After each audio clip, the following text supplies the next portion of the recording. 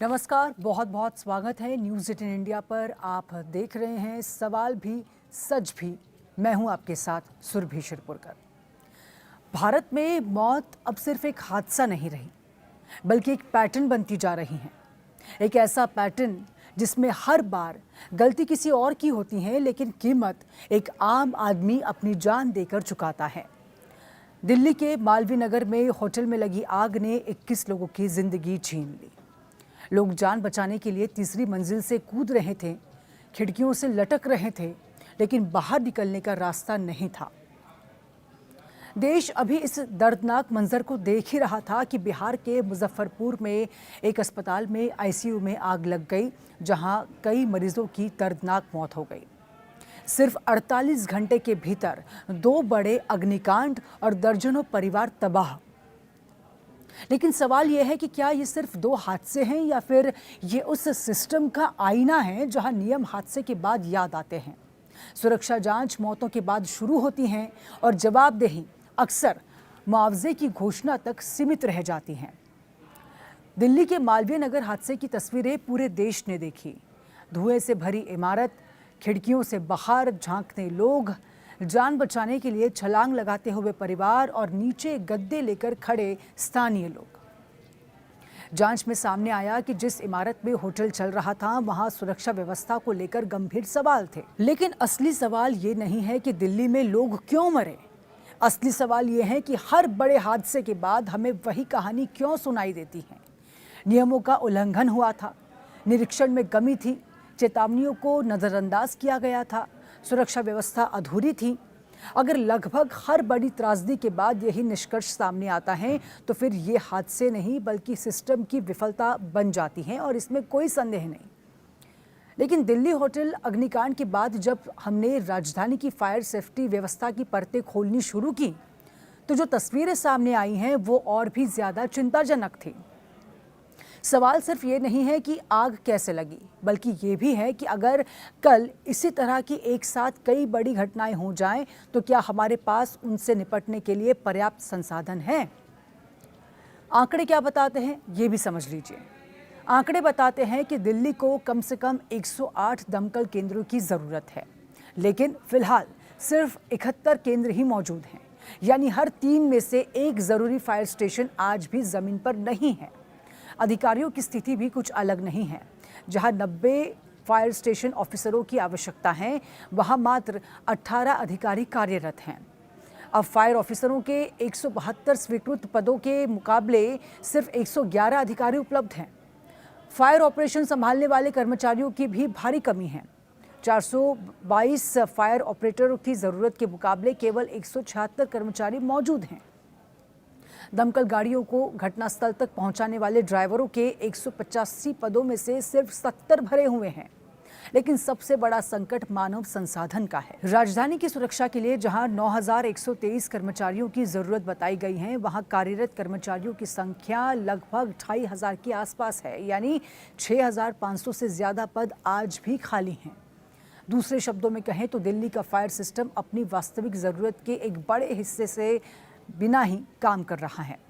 ऐसे में जब किसी होटल, अस्पताल, फैक्ट्री या फिर बहुमंजिला इमारत में आग लग जाती है, तो सवाल सिर्फ उस इमारत की सुरक्षा का नहीं रह जाता, बल्कि पूरे आपदा प्रबंधन तंत्र की क्षमता पर भी खड़ा हो जाता है।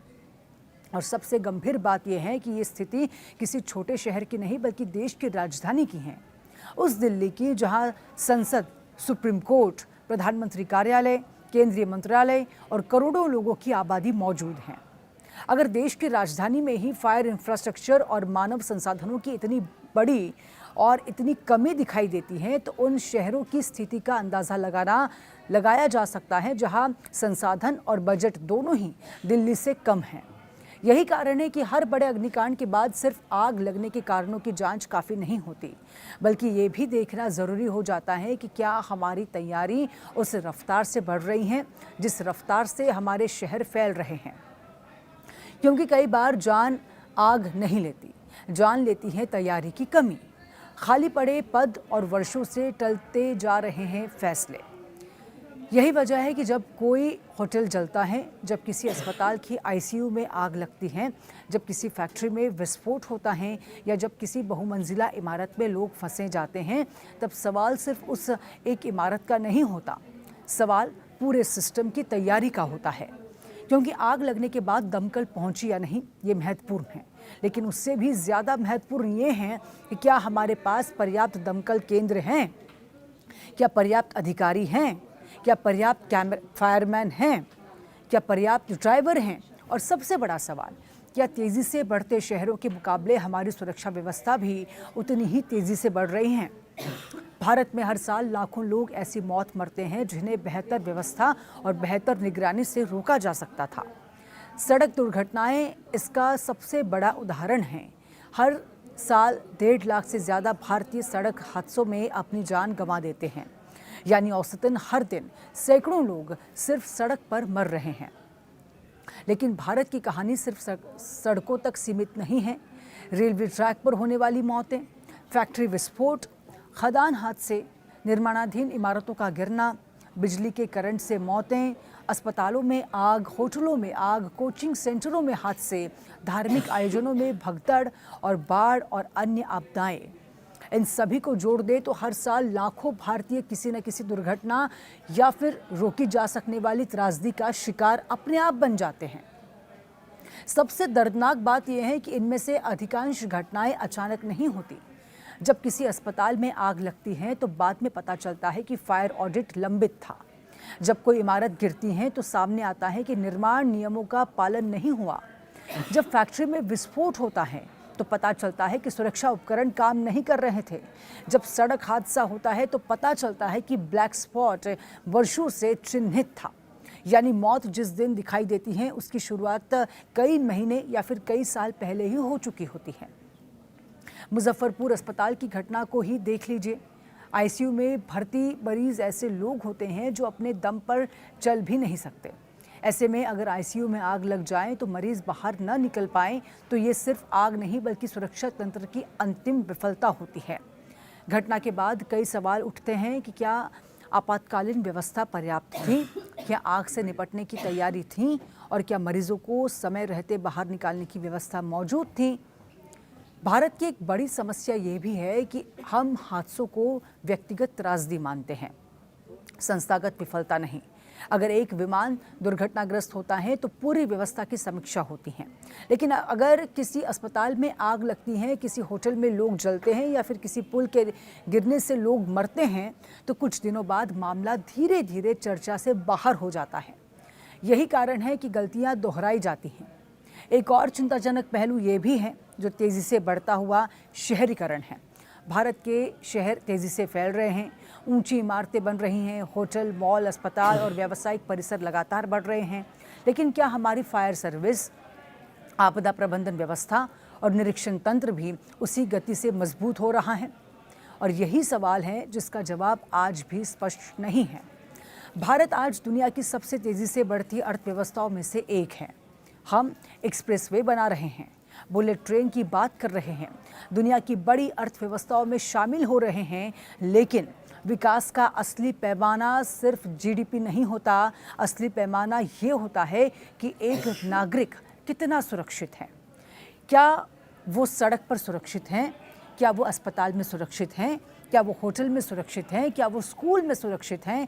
क्या वो कार्यस्थल पर सुरक्षित हैं? अगर इन सवालों का जवाब बार बार हादसों के रूप में सामने आ रहे हैं तो फिर हमें सिर्फ विकास के आंकड़े नहीं, सुरक्षा के आंकड़े भी देखने होंगे। और यही सबसे बड़ा सवाल खड़ा होता है कि अब भारत में मौत सचमुच सस्ती हो गई हैं?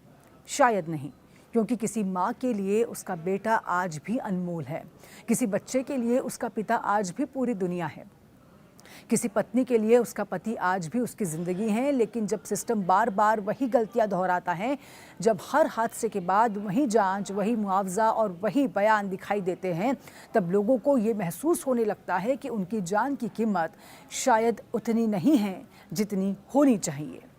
दिल्ली के होटल में मरे लोग कोई आंकड़ा नहीं है, मुजफ्फरपुर के आईसीयू में मरे मरीज कोई संख्या नहीं है, सड़कों पर मरने वाले लोग कोई डेटा नहीं है, इनके पीछे परिवार हैं, सपने हैं, जिम्मेदारियां हैं और अधूरी रह गई जिंदगी हैं। और इसीलिए इस कहानी का सबसे बड़ा सवाल मौत नहीं, सबसे बड़ा सवाल जवाबदेही है।